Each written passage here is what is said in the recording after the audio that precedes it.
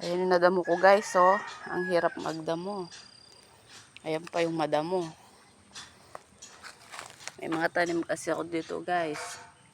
Lemon, mangga, atis, papaya, longgan, tsaka langka.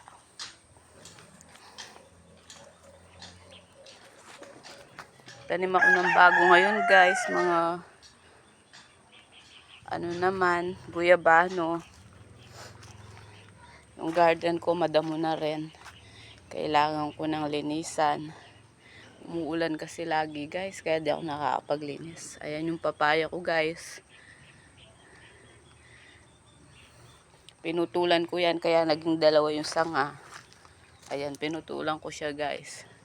Kaya dalawa yung sanga. Para maabot ko yung bunga.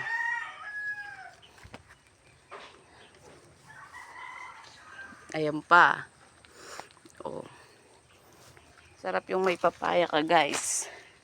Ito naman yung mga ano ko, luyang dilaw. May mangga, mga sili, yan talong.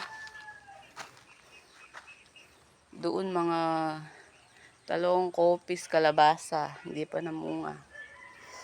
Aro, kailangan na nating patayin to guys kasi lalaki to eh. Lalaki na naman siya. Mahirap pa naman pag lumaki siya guys. Tataas na naman siya. Oh. Ayan. Ang daming langgam.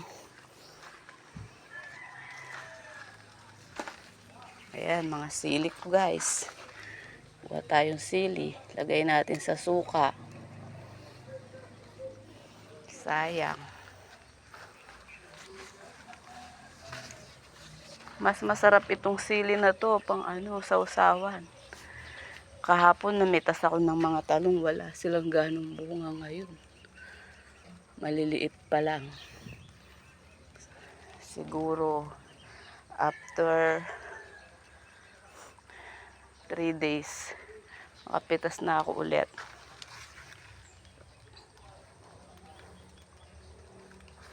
Pang ulam. Lapit na mamatay yung sili ko guys. Tagal na kasi nito.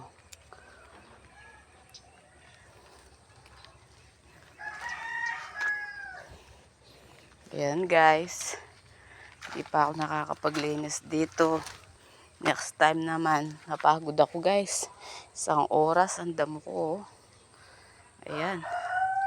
Hindi man siya nasiga. Namatay na ang aking siga.